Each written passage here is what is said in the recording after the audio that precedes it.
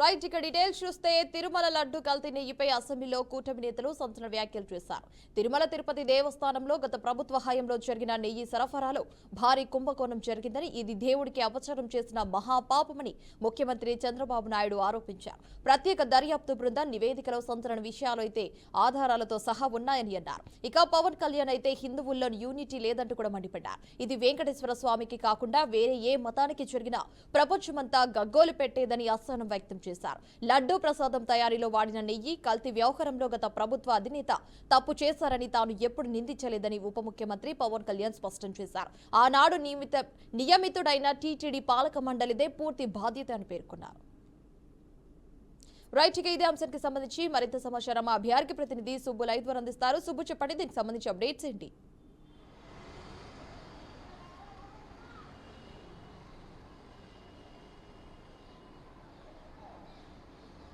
ఒకే హిమవర్ష ఈరోజు అసెంబ్లీ సమావేశాల్లో భాగంగా తిరుమల లడ్డు కల్తీ నెయ్యి పైన కూడా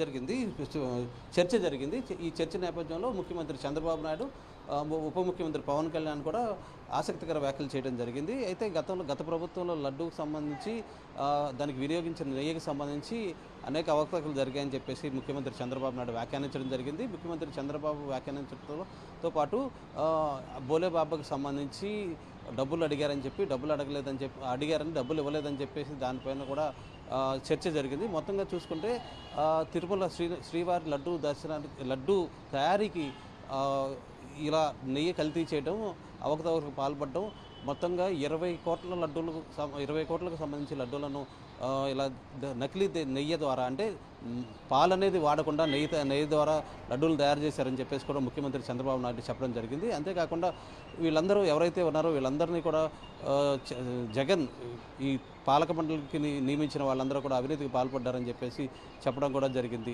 నెయ్యితో పాటు రోజుకి 4 లక్షల లీటర్లు సేకరించాల్సింది దాన్ని కూడా ఇచ్చేశారని చెప్పేసి తిరుమల ప్రతిష్టను దిగజార్చే విధంగా వ్యవహరించారని చెప్పేసి ముఖ్యమంత్రి చంద్రబాబు నాయుడు ఆవేదన వ్యక్తం చేయడం కూడా జరిగింది.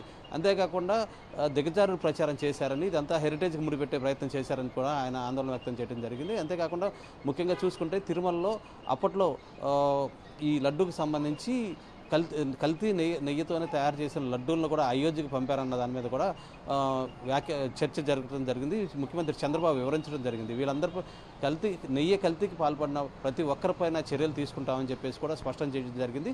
తొలుత కేంద్ర రాష్ట్ర ప్రభుత్వాల్లో ఉన్న అధికారులతో సిట్ ఏర్పాటు చేశామని చెప్పేసి చంద్రబాబు నాయుడు వివరించడం జరిగింది. నిజాలు ప్రజలకు తేలాల్సిన అవసరం ఎంతైనా ఉందని చెప్పేసి ఆయన అభిప్రాయాన్ని కూడా వ్యక్తం చేయడం జరిగింది. తర్వాత కేంద్ర ప్రభుత్వ సూచన మేరకు సిబిఐ నేతృత్వంలోని సిట్ దీని మీద దర్యాప్తు చేసిందని, అంతేకాకుండా సిట్ ఇచ్చిన నివేదికను కూడా వీళ్ళు ప్రజలకు తప్పుగా తీసుకెళ్లే ప్రయత్నం చేశారు వైసీపీకి చెందిన నాయకులని చెప్పేసి కూడా ముఖ్యమంత్రి చంద్రబాబు నాయుడు వ్యాఖ్యానించడం జరిగింది. మొత్తం మీద చూసుకుంటే ఎన్డీడీబీ ఇచ్చిన నివేదికలో జంతువులకు సంబంధించిన కొవ్వు ఉండే అవకాశం ఉందని చెప్పేసి కూడా నివేదిక ఇవ్వడం జరిగింది. అంతేకాకుండా దీనిలో రసాయనాలు మాత్రమే ఉన్నాయి, నెయ్యి యొక్క ఫ్యాటీస్ ఏవి లేవు దీనిలో అని చెప్పేసి కూడా నివేదికలు వచ్చినాయి అని చెప్పేసి కూడా ముఖ్యమంత్రి చంద్రబాబు నాయుడు వివరించడం కూడా జరిగింది. దీనిలో ఎవరెవరు భాగస్వామ్యాలు ఉన్నారో వాళ్ళందరినీ కూడా ప్రజల ముందుకు తీసుకొస్తాం, చట్ట ప్రకారంగానే శిక్షిస్తామని చెప్పేసి కూడా చెప్పడం జరిగింది. అయితే ఇదే అంశాన్ని పవన్ కళ్యాణ్ కూడా వ్యాఖ్యానించడం జరిగింది. సభలో పవన్ కళ్యాణ్ వ్యాఖ్యానించడం తానెక్కడా కూడా ముఖ్యమంత్రి జగన్ దీనిలో ఉన్నారని నేను ఎక్కడా వ్యాఖ్యానించలేదని చెప్పడం కూడా జరిగింది. అంతేకాకుండా వైసీపీలో ఏదైతే టీటీడీ బోర్డు మెంబర్స్ ఉన్నారో వీళ్ళందరూ కూడా ఈ దుర్మార్గానికి పాల్పడ్డారని తాను వ్యాఖ్యానించినట్లుగా కూడా ఎవరెవరైతే ఈ దుర్మార్గంలో పాల్గొన్నారో దేవదేవుని లడ్డూ ప్రసాదంలో వినియోగించిన నెయ్యి కల్తీకి పాల్పడ్డారో వాళ్ళందరినీ కూడా విచారించాల్సిన అవసరం ఉంది. విచారించి నిజాలు బయటికి రావాల్సిన ఉందని చెప్పేసి చెప్పడం జరిగింది. మా ప్రభుత్వం, కూటమి ప్రభుత్వం చెప్పడం కాదు, ఎన్డీడీబీలో ఏదైతే ఇది ల్యాబ్ ఉందో దానిలో ఎన్డీడీబీ ల్యాబ్లో వాళ్ళే నివేదికలు ఇచ్చారు. ఆ నివేదికల ప్రకారం చూస్తే కేవలం రసాయనాలను మాత్రమే వినియోగించి నెయ్యిని తయారు చేశారని చెప్పేసి కొన్ని ఆధారాలు వాళ్ళు ఇవ్వడం జరిగింది. అంతేకాకుండా జంతువుల కొవ్వుకు సంబంధించిన కొన్ని రసాయనాలు కూడా తమకు దొరికాయి ఈ నెయ్యిలో అని చెప్పేసి చెప్పడం కూడా జరిగిందని చెప్పేసి కూడా పవన్ కళ్యాణ్ వ్యాఖ్యానించడం జరిగింది. అంతేకాకుండా పవన్ కళ్యాణ్ ముఖ్యంగా ఒక వ్యాఖ్య అయితే చేశారు. ఆంధ్రప్రదేశ్లో ఇది ఈ విధంగా హిందూ మతానికి జరిగింది కాబట్టి సరిపోయింది, లేకపోతే వేరే మతాలకు జరుగుంటే దేశవ్యాప్తంగా ఆందోళనలు జరిగాయని చెప్పేసి కూడా చెప్పడం జరిగింది. హిందువులను ఒక రకంగా పోరాట పటిమ లేదని చెప్పేసి కూడా విమర్శించిన సందర్భం కూడా ఇక్కడ చోటు చేసుకుంది. మొత్తం మీద చూసుకుంటే ఆంధ్రప్రదేశ్ అసెంబ్లీలో ఈరోజు చర్చ జరిగింది. ఈ చర్చలో దీనికి సంబంధించి లడ్డూకి సంబంధించి, ముఖ్యంగా దేవదేవ లడ్డూ ప్రసాదానికి సంబంధించి వైసీపీ హయాంలో ఏదైతే జరిగిందో 2020 నుంచి జరిగిన ప్రతి అంశం పట్ల కూడా చర్చ నడిచిందని చెప్పేసుకోవచ్చు. 2020 జనవరి ఫిబ్రవరిలో టెండర్లు నిబంధనలు మార్చారని చెప్పేసి సీఎం చంద్రబాబు వ్యాఖ్యానించారు. 2022 మేలో బోలేబాబా సంస్థకు పైన ఫిర్యాదు విచారణ ఆదేశించారని, 22 ఆగస్టులో దీనికి బీటా సిటోసిరల్ అనే రసాయనాలు కలిసే నివేదిక వచ్చినప్పటికీ దీనిపైన CFTR ల్యాబ్ రిపోర్ట్స్ వచ్చినప్పటికీ దాన్ని అప్పుడు ప్రభుత్వం తొక్కిపెట్టేసిందని చెప్పడం జరిగింది. ఆ తర్వాత తాము అధికారంలోకి వచ్చిన తర్వాత 2024లో వీటన్నిటిని అప్పుడు NDDB ల్యాబ్ ఏదైతే రిపోర్ట్ ఇచ్చిందో ఆ రిపోర్ట్ ఆధారంగా అప్పుడు పరిశోధనలు చేయడం జరిగిందని చెప్పేసి కూడా చెప్పడం జరిగింది. దాని మీద విచారణకు సిట్ వేయడం జరిగిందని కూడా చెప్పడం జరిగింది. అది సిట్ వేయడంతో పాటు కేంద్ర ప్రభుత్వ సూచనతో సిబిఐ ఆధ్వర్యంలో సిట్ మళ్ళీ ఒకటి వేయడం జరిగిందని చెప్పేసి చంద్రబాబు నాయుడు అసెంబ్లీ సాక్షిగా కూడా చెప్పడం జరిగింది. ఇది ఇక్కడ జరిగింది Himavarsha. Right Subbu, thanks for the updates. Telugu రాష్ట్రాల మధ్య దశాబ్దాలుగా నెలకొన్న కృష్ణా గోదావరి జలాల పంపిణీ అంశాలు ఇంకా ఆవిష్కృతంగానే ఉన్నాయి. ఈ క్రమంలోనే ఇవాళ సీఎం రేవంత్ రెడ్డి దేవాదుల ప్రాజెక్టుపై కీలక వ్యాఖ్యలు చేశారు. దేవాదుల సాక్షిగా కృష్ణా గోదావరి జలాల సాధనలో భాగంగా వివాదమా పరిష్కారమా అంటే తాము పరిష్కారం కోరుకుంటున్నామని అన్నారు. రాష్ట్రంలో ప్రతి పౌరుడికి త్రాగునీరు, ప్రతి ఎకరాకు సాగునీరు అందివ్వడమే తమ ప్రభుత్వం ముందున్న టార్గెట్ అని సీఎం చెప్పుకొచ్చారు. కాంగ్రెస్ ప్రభుత్వం వచ్చి 2.5 ఏళ్లు గడిచినా కూడా దేవాదుల ప్రాజెక్టును పట్టించుకోవడం లేదని ఫైర్ అయ్యారు హరీష్ రావు. ఇక్కడ ఉన్న మోటార్లు కూడా నడపడం కాంగ్రెస్ వల్ల కావటం లేదన్నారు. కాంగ్రెస్ తీరుతో రైతులు ఇబ్బందులు తప్పడం లేదన్నారు. రైట్, ఇక ఇదే అంశానికి సంబంధించి మరింత సమాచారం మా సీనియర్ కరెస్పాండెంట్ రామకృష్ణ అందిస్తారు. రామకృష్ణ, చెప్పండి, దీనికి సంబంధించి అప్డేట్స్ ఏంటి? ఏదైతే దేవాదుల ప్రాజెక్ట్ ఏదైతే ఉందో ఉమ్మడి వరంగల్ జిల్లా, ములుగు జిల్లాలో ఉండే ప్రస్తుతానికి దానికి సంబంధించి కూడా కొంత రాజకీయ రగడ మొదలైందనే చెప్పుకోవచ్చు. సీఎం రేవంత్ రెడ్డి మాట్లాడుతూ ఏదైతే వివాదాలు కావాలా, నీళ్లు కావాలా అని చెప్తే ఖచ్చితంగా నాకు వాటరే కావాలి, రాష్ట్ర ప్రజలు ప్రయోజనాలే ముఖ్యమని సీఎం రేవంత్ రెడ్డి స్పష్టం చేయడం జరిగింది. సో ఒకసారి కాదు పలుమార్లు కూడా సీఎం రేవంత్ రెడ్డి ఏదైతే ఉమ్మడి రాష్ట్రంగా ఉన్నప్పటి నుంచి కూడా ఏదైతే నీటి సమస్య ఏదైతే ఉందో తెలంగాణ రాష్ట్రం కూడా నీళ్లు, నిధులు, నియామకాలంతోనే ఉద్యమం మొత్తం కూడా నడిచింది. దాని నేపథ్యంలోనే ఏదైతే దీనికి సంబంధించి నీళ్లు సరిగ్గా తెలంగాణకి రావటం లేదు, ఏదైతే నిధులు ఉన్నాయో నిధులు కూడా ఏదైతే నిధులకు సంబంధించి కూడా ఇవన్నీ కూడా ఏదైతే దీనికి సంబంధించి మొత్తం కూడా నీళ్లు, నిధులు, నియామకాలు సరిగ్గా జరగట్లేదని చెప్పి తెలంగాణ రాష్ట్రం కోసం పోరాటం చేశామని చెప్పేసి పలుమార్లు కూడా రాజకీయ నాయకులు చెప్పడం జరిగింది. మరొకసారి సీఎం రేవంత్ రెడ్డి కూడా పలు కీలకమైనటువంటి ఏదైతే వ్యాఖ్యలు ఉన్నాయో ఏదైతే దేవాదుల ప్రాజెక్టు గురించి కూడా మాట్లాడటం జరిగింది.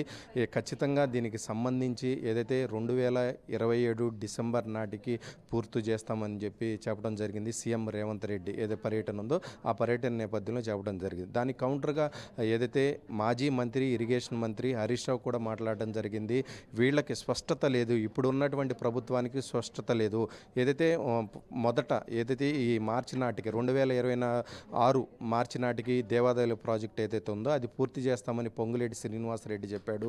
ఇప్పుడు ఇరిగేషన్ మంత్రిగా ఉన్నటువంటి మంత్రి ఏదైతే అక్టోబర్ 2026కి పూర్తి చేస్తామని చెప్పాడు. ఇప్పుడు సీఎం రేవంత్ రెడ్డి మరొక డేట్ చెప్తున్నాడు, డిసెంబర్ 2027 నాటికి. మేము అధికారంలో ఉన్నప్పుడు ఏదైతే 10 ఏళ్ల పాటు అధికారంలో ఉన్నామో అప్పుడు 7,000 కోట్ల వరకు దేవాదాయ ప్రాజెక్టులకి సంబంధించి ప్రాజెక్టుకి ఖర్చు పెట్టాము. దాదాపుగా 3 లక్షల పైగా సాగునీటి అందించాము, త్రాగునీరు అందించాము. ఇప్పుడు ఏదైతే మోటార్లు ఉన్నాయో ఈ మోటార్లు కూడా ఆన్ చేసుకోవడం చేతగాని ప్రభుత్వం ప్రజాప్రభుత్వం అని చెప్పుకుంటుందని చెప్పి హరీష్ రావు స్పష్టంగా మాట్లాడటం జరిగింది. ఇంకొక మెయిన్ కీలకమైనటువంటి అంశం ఏదైతే నిధులు, కృష్ణా గోదావరి నిధులు పంపకం ఏదైతే ఉందో ఇప్పటి వరకు దీనికి సంబంధించి కూడా ఒక క్లియర్ ఇన్స్ట్రక్షన్ పంపకాలు అనేది జరగలేదు. ఏదైతే సీఎం రేవంత్ రెడ్డి స్పష్టంగా మాట్లాడుతున్నాడు కానీ ఏదైతే దాన్ని ఆచరించే దానిలో లోపం ఉందని హరీష్ రావు మాట్లాడటం జరిగింది. దానికి సంబంధించి దేవాదాయాల ప్రాజెక్టులకు సంబంధించి ఇప్పటి వరకు రూపాయి ఖర్చు పెట్టలేదు. ఏదైతే మోటార్లు ఉన్నాయో ఆ మోటార్లు కూడా ఆన్ చేయని పరిస్థితి. మేము ముందు వచ్చి ఇది దేవాదాయాల దీనికి సంబంధించి ప్రాజెక్టులకు సంబంధించి మోటార్లు కూడా ఆన్ చేయట్లేదు, ఒక ఎకరానికి కూడా నీళ్లు ఇవ్వట్లేదని ధ్వజమెత్తంతో మోటార్లు ఆన్ చేయడానికి స్టార్ట్ చేశారని చెప్పేసి హరీష్ రావు మాట్లాడటం జరిగింది. సో మొత్తం మీద ఏదైతే మొత్తం ప్రాజెక్టులు ఏదైతే నీటిపారుదలకు సంబంధించి ప్రాజెక్టులు ఏదైతే ఉన్నాయో అవన్నీ కూడా బీఆర్ఎస్ ప్రభుత్వం హయాంలో నడిచినవే. దానికి సంబంధించి ఎప్పుడైతే అప్పుడు లక్షల ఎకరాలకు సాగునీరు తాగునీరు ఇచ్చామో ఇప్పుడు మొత్తం కూడా అడుగంటిపోయిన పరిస్థితి ఉందని చెప్పేసి హరీష్ రావు సీఎం రేవంత్ రెడ్డిని ఉద్దేశించి మాట్లాడటం జరిగింది. హేమవర్ష. Thanks for the updates. Assembly సాక్షిగా కూటమి నేతలు అబద్దాలు చెప్తున్నారని టీటీడీ మాజీ చైర్మన్ భూమన కరుణాకర్ రెడ్డి సంచలన వ్యాఖ్యలు చేశారు. ఇందాపూర్ డైరీని చంద్రబాబు తీసుకొచ్చారని ఆయన నొక్కి చెప్పారు. ఇక తిరుమల లడ్డు వివాదంపై సిబిఐ సిట్ ఇచ్చిన నివేదికనే చంద్రబాబు నమ్మడం లేదని విరుచుకుపడ్డారు. ఏకసభ్య కమిషన్ ద్వారా తమను దోషులుగా ప్రకటించడమే మీ లక్ష్యమా అని సూటిగా ప్రశ్నించారు. రైట్గా ఇదే అంశానికి సంబంధించి మరింత సమాచారం మా బీఆర్కే ప్రతినిధి కృష్ణ అందిస్తారు. కృష్ణ, చెప్పండి, దీనికి సంబంధించి అప్డేట్స్ ఏంటి? Thank you. ఏదైతే అసెంబ్లీ సమావేశంలో ముఖ్యమంత్రి నారా చంద్రబాబు నాయుడు చేసిన వ్యాఖ్యలు ఏవైతే ఉన్నాయో అవి పూర్తిగా ఖండిస్తామంటూ కూడా భూమన కరుణాకర్ రెడ్డి ఎవరైతే టీటీడీ మాజీ చైర్మన్ అయితే పూర్తిస్థాయి అయితే విమర్శలు చెప్పడం జరిగింది అనుకోవచ్చు. అయితే మొత్తానికి ఏదేమైనా కూడా తిరుమల తిరుపతి లడ్డు వ్యవహారంలో అయితే పూర్తిస్థాయి అయితే ఒక నివేదిక కూడా ఇవ్వడం జరిగింది. అటు సిబిఐ కావచ్చు, అటు సిట్ కూడా నివేదిక కూడా ఇవ్వడం జరిగింది. కానీ ఇవన్నీ నివేదికలు కూడా ఉన్నా కూడా పూర్తిస్థాయి అయితే వైఎస్ఆర్సీపీ ప్రభుత్వంలోనే అవినీతి అక్రమాలకు పాల్పడ్డారని చెప్పడము, అది కూడా అసెంబ్లీ సాక్షిగా చెప్పడం అనేది కూడా చాలా దారుణంగా కూడా భావిస్తున్నారు. అయితే మొత్తానికి ఏది వరకు కూడా ఏకసభ్య కమిషన్ కూడా ఇలాంటి వాటిపైన కూడా చర్యలు తీసుకోవాలని కూడా అతను చెప్పడం జరిగింది. అయితే మొత్తానికి హిందూపూర్ డైరీ సంబంధించిన విషయం ఏదైతే ఉందో, హిందూపూర్ సంబంధించి డైరీ కూడా పూర్తి స్థాయిలో అయితే చంద్రబాబు నాయుడే తీసుకొచ్చారని కూడా పూర్తిగా అయితే ఆయన భూమన కరుణాకర్ రెడ్డిగా అయితే స్పష్టం చేయడం జరిగింది. అదే విధంగా పూర్తి స్థాయిలో అయితే చంద్రబాబు నాయుడు సంబంధించినటువంటి ఏదైతే హెరిటేజ్ ఫుడ్స్ కావచ్చు అవి షేర్స్ కూడా పడిపోతాయనే ఉద్దేశంతోనే పూర్తిగా అతను మాట్లాడడం కూడా జరిగింది. అయితే మొత్తానికి ఏది ఏమైనప్పుడు కూడా వైఎస్ఆర్సీపీ నాయకులను టార్గెట్ గా పెట్టుకొని పూర్తిగా ఈ వ్యవహారాలన్నీ చేస్తున్నారని కూడా చంద్రబాబు పైన కూడా మండిపడ్డారు. అయితే మొత్తానికి పూర్తి స్థాయిలో అయితే మనం ఏదైతే చూస్తున్నామో అయితే ఈ యొక్క తిరుమల తిరుపతికి లడ్డు వ్యవహారం కావచ్చు, అయితే ఈ టీటీడీ సంబంధించిన భూముల వ్యవహారాలు కావచ్చు, అయితే వీటన్నిటి మీద కూడా ఆ విచారణ కూడా పూర్తిస్థాయిలో అయితే జరిగింది. ఈ విచారణలో భాగంగానే పూర్తిగా ఏదైతే మా పైన నింద వేసే విధంగానే అయితే చంద్రబాబు నాయుడు మాట్లాడుతున్నారని కూడా ఆయన విమర్శించడం జరిగింది. అయితే మొత్తానికి ఏదేమిరపు కూడా ఇలాంటి వ్యవహారాలపైన పూర్తిస్థాయిలో అయితే సిబిఐ ఇచ్చిన వక్ములు కావచ్చు, అదేవిధంగా సిట్ ఇచ్చిన నివేదిక కావచ్చు, పూర్తిస్థాయిలో ఇవన్నీ కూడా క్లారిటీ ఇచ్చినా కూడా చంద్రబాబు నాయుడుకి ఇవన్నీ కానరాలేదని కూడా అయితే పూర్తిగా అయితే చెప్పడం జరిగింది. అదే విధంగా భూమన కరుణాకర్ రెడ్డిని, అదే విధంగా వైవి సుబ్బారెడ్డిని కేవలం అరెస్టు చేపించేదానికే చంద్రబాబు నాయుడు పన్నాగం పడుతున్నారని కూడా పూర్తిగా అయితే కరుణాకర్ రెడ్డి చెప్పడం జరిగింది. అయితే మొత్తానికి ఏది ఏమైనా కూడా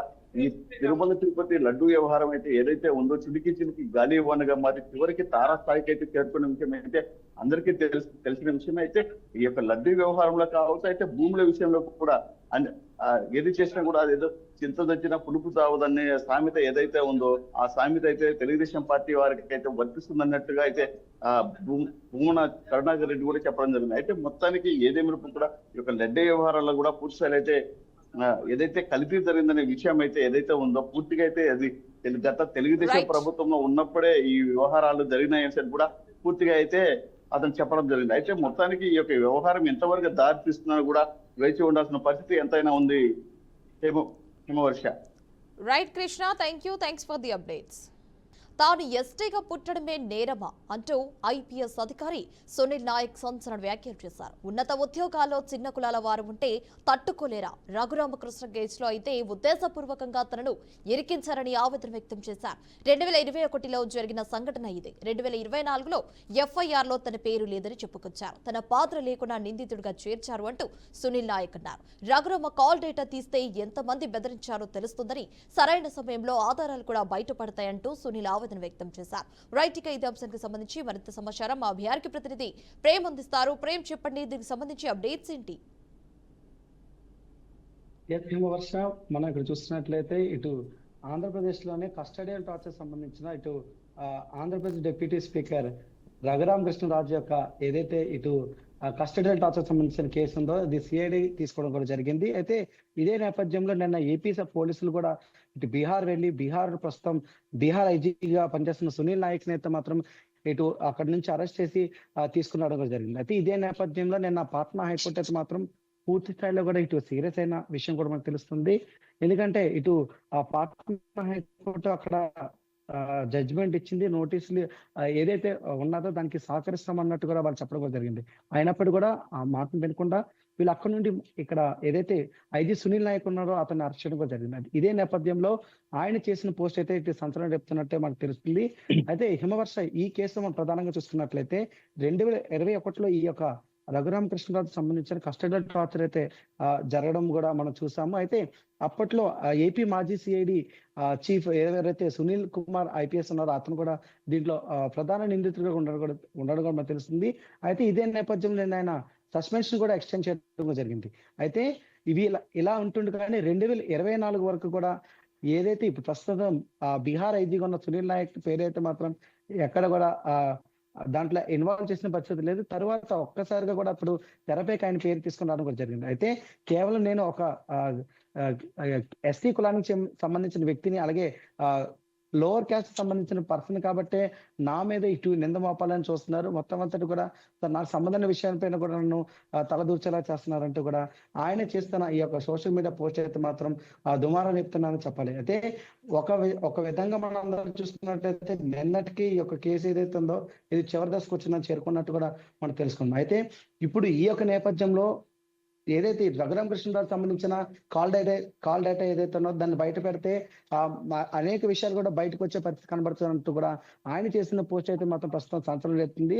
అయితే ఇదే కేసులు అయితే మాత్రం ట్రాన్స్పరెన్సీ 100% ఉన్నదంటూ కూడా ఇప్పటికే తెలియజేసినప్పుడు కూడా ఇప్పుడు ఏపీ పోలీసులకి అయితే మాత్రం ఇటు బీహార్ కోర్టుకి సంబంధించిన వాళ్ళకి అయితే చురకలు అంటించినట్టు కూడా మనకు తెలుస్తుంది. ఏదైతే ఇటు నిన్న జరిగిన విషయంలో అయితే మాత్రం పాట్నా కోర్టు అయితే ఫుల్ గా హై సీరియస్ అయినట్టు కూడా పనిచేస్తుంది. అంటే ఒక ఐపీఎస్ అధికారి, ప్రస్తుతం బీహార్ లో ఐజీగా పనిచేస్తున్న ఒక ఐపీఎస్ అధికారికి సంబంధించిన వ్యక్తిని ఇటు పోలీసులు అరెస్ట్ చేసి తీసుకెళ్ళడం అనేది ఎంతవరకు సమంజసం, దీనిపైన ఆయన అంగీకరిస్తానన్నప్పుడు కూడా ఏదైతే విచారణకు వస్తానన్నప్పుడు కూడా ఇలా తీసుకుని వెళ్ళడంపై ఇప్పటికే ఆగ్రహం వ్యక్తం చేస్తుంది పాట్నా కోర్టు. అయినప్పటికీ కూడా అయితే నిన్న చివరి దశకు చేరుకుంటాం అనుకున్నాం, కానీ ఇంతలోనే ఒక ట్విస్ట్ ని ఎవరు కూడా ఊహించలేపారు. అయితే ఈ యొక్క పోస్ట్ పైన ఆంతర్యం ఏముంటుంది అనేది కూడా మనం వేచి చూడాల్సిందే. అలాగే గతంలో ఇటువంటి పోస్టులు కూడా మాజీ సిఐడి చీఫ్ సునీల్ కుమార్ కూడా ఇటువంటి పోస్టులు కూడా పెట్టడం కూడా జరిగింది. ఇటువంటి పోస్టులు పెట్టడం నేపథ్యంలో అసలు నిజాలు ఏమని తెలియడానికి కూడా కొంత సమయం పట్టే అవకాశం ఉంది. ఈ కేసు మరింత జాప్యమయ్యే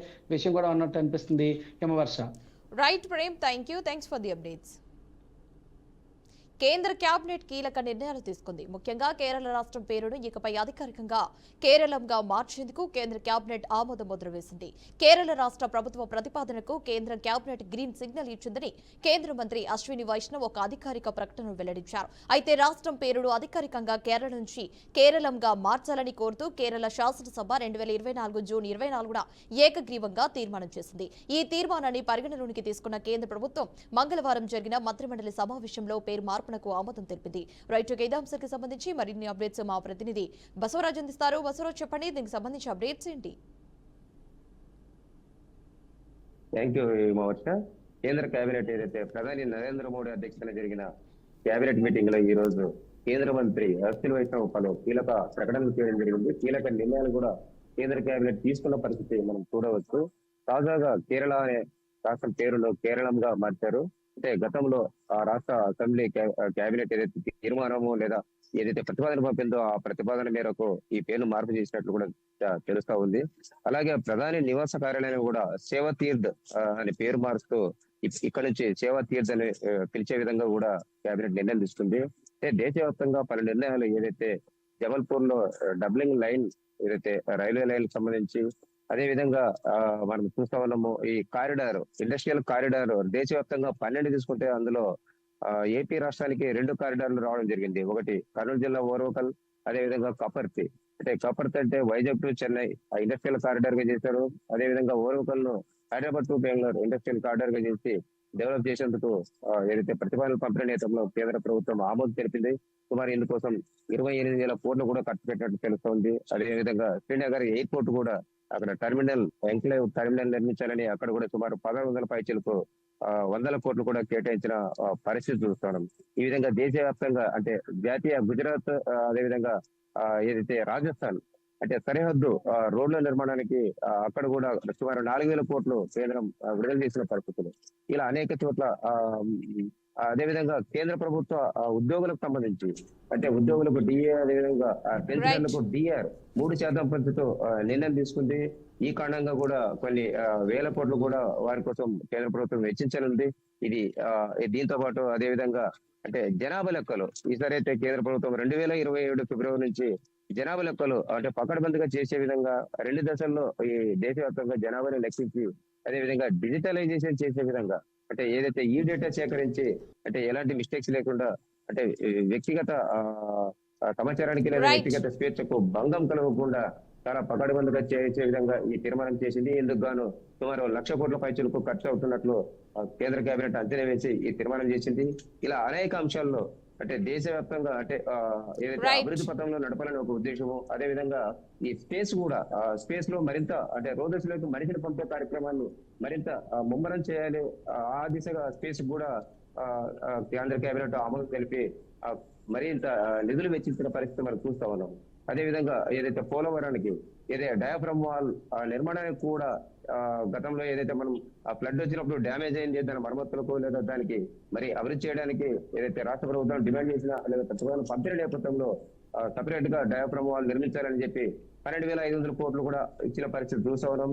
ఇలా ఒక్కొక్కటిగా దేశవ్యాప్తంగా అంటే అన్ని రాష్ట్రాలకు కూడా కేంద్ర ప్రభుత్వం అడిగిన డిమాండ్ కావచ్చు పంపిన ప్రతిపాదనలకు సానుకూలత తెలుపుతూ అదేవిధంగా తెలంగాణలో కూడా ఒక ఇండస్ట్రియల్ కారిడార్ కూడా ఆమోదం తెలిపింది.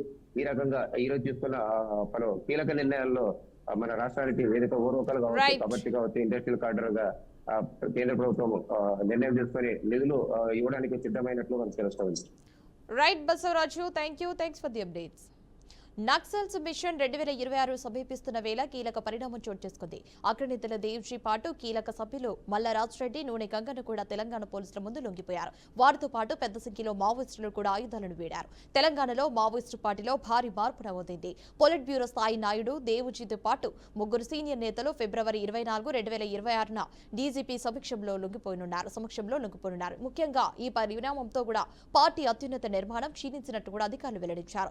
రైట్ ఇక ఇదే అంశానికి సంబంధించి మరింత సమాచారం మా బీఆర్కే ప్రతినిధి రాజు అందిస్తారు. రాజు, చెప్పండి, దీనికి సంబంధించి అప్డేట్స్ ఏంటి? మావోయిస్ట్ పార్టీకి మరొక షాక్ తగిలిందని చెప్పుకోవచ్చు. సో కీలకంగా ఉన్నటువంటి సభ్యులు ఎవరైతే ఉన్నారో మొత్తం 4 కూడా ఈరోజైతే తెలంగాణ డీజీపీ ఎదుట లొంగిపోయారు. సో వాళ్ళు మొత్తం కూడా ఈరోజు ఏదైతే ఆపరేషన్ గగార్లో భాగంగా వాళ్ళైతే లొంగిపోవడం జరిగింది. మొత్తం కూడా 4 అయితే లొంగిపోయారు. సో తెలంగాణ నుంచి ఇంకా 11 మంది అయితే ఇప్పటికే అజ్ఞాతంలో ఉన్నారు. వాళ్ళను కూడా డీజీపీ శివధర్ రెడ్డి అయితే లొంగిపోమ్మని అయితే వాళ్ళకైతే కొన్ని కీలక సూచనలు అయితే చేశారు. సో ఇప్పటికీ లొంగిపోయిన వాళ్ళలో తిప్పరి తిరుపతి అలియాస్ దేవ్జీ, మల్లా రాజిరెడ్డి అలియాస్ సంగ్రామ్, బడే చొక్కారావు అలియాస్ దామోదర్, నూనె నరసింహారెడ్డి అలియాస్ గంగన్న. సో వీళ్ళు మొత్తం కూడా 4 కూడా లొంగిపోవడం జరిగింది. ఇక దీంతో శివధర్ రెడ్డి మాట్లాడుతూ నక్సలిజానికి మొత్తం కూడా కాలం చెల్లింది, ఇక ప్రజాస్వామ్యబద్ధంగా ఉండాలి, ప్రతి ఒక్కరు కూడా అడవిని వీడి జనజీవన స్రవంతిలో కలవాలని చెప్పేసి కొన్ని వ్యాఖ్యలు అయితే చేశారు. సో ఈ నేపథ్యంలో దేవ్జీ కొన్ని కీలక వ్యాఖ్యలు అయితే చేశారు. ఇక తాను లొంగిపోయాను, తన ఆరోగ్యం సహకరించగా లొంగిపోతున్నట్లయితే ప్రకటించారు. దాంతోపాటు ఇంకా రాబోయే కాలంలో రాజకీయాల్లోకి వచ్చే ఆలోచనలు కూడా ఉన్నట్టయితే దేవ్జీ అయితే చెప్పడం జరిగింది. మరొక వైపు రాజిరెడ్డి ఎవరైతే ఉన్నారో సంచలన వ్యాఖ్యలు చేశారని చెప్పుకోవచ్చు. అంటే పోలీసుల ఎదుటి విలేకరులు అడిగిన ప్రశ్నలకు ఇక మావోయిజం అంతమైపోయినట్టే అనే ప్రశ్నకు సమాధానం చెప్తూ సో మావోయిస్టులు ఎంతమంది లొంగిపోయినా కానీ మావోయిజం ఎప్పటికీ అంతం కాదు అని కొన్ని సంచలన వ్యాఖ్యలు అయితే చేశారు. ఇక దాంతో అక్కడ పోలీసు ఉన్నతాధికారులు అయితే కొంత షాక్ అయితే గురయ్యని చెప్పొచ్చు. మొత్తం మీద ఎవరైతే 4 ఉన్నారో వాళ్ళతో పాటు ఇంకా చాలామంది అయితే లొంగిపోవడానికి రెడీగా ఉన్న పరిస్థితి. వాళ్ళకి సంబంధించిన రివార్డ్స్ ఏవైతే ఉంటాయో చెక్ల రూపంలో వాళ్ళకైతే ఇచ్చారు. సో ఇక తెలంగాణలో ఉన్నటువంటి 11 మంది చివరిగా 11 మంది అయితే మిలిగారు. వాళ్ళు కూడా అడవిని వీడి జనజీవన స్రవంతిలో కలవాలని చెప్పేసి పోలీసు ఉన్నతాధికారులు అయితే తెలిపారని చెప్పొచ్చు. Himavarsha. Right Raju, thanks for the updates.